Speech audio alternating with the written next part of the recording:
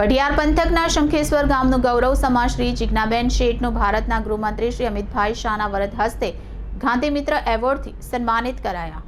અમદાવાદની વિશાલામાં રાષ્ટ્રપિતા મહાત્મા ગાંધીની જન્મજયંતિ નિમિત્તે સતત 10મા વર્ષે ગાંધી મિત્ર એવોર્ડ સન્માન સમારોહ યોજાયો। મહાનગરની ભીડમાં પુરાતન પરંપરાનું જતન કરતી સુરેન્દ્રભાઈ પટેલની વિશાલામાં વિશાળ યુટેન્સિલ્સ મ્યુઝિયમ કે જે ભારતના પરંપરાગત ધાતુઓના વાસણ માટે પ્રખ્યાત છે, જેની સ્થાપના 1981માં થઈ, એનું નવીનીકરણ માનનીય ગૃહમંત્રી અમિતભાઈ શાહના હસ્તે કરવામાં આવ્યું। તેમજ કુલ 3 વ્યક્તિને ગાંધી મિત્ર એવોર્ડથી સન્માનિત કરવામાં આવ્યા હતા, જેમાં સમગ્ર ઉત્તર ગુજરાતમાં જેમની સેવાની સુવાસ પ્રસરી રહી છે જનમંગલ સેવા ચેરિટેબલ ટ્રસ્ટના ચેરમેન અને વઢિયાર ખારાપાટના કર્મવીરાંગના તરીકે ઓળખાતા છેવાડાના માનવીના હૃદય સમ્રાટ જિજ્ઞાબેન શેઠનું ગાંધી મિત્ર એવોર્ડથી સન્માન કરવામાં આવ્યું। આ એવોર્ડથી અંતરિયાળ વિસ્તારમાં ચાલતા સેવા યજ્ઞની સુવાસ દૂર દૂર સુધી પહોંચી હતી।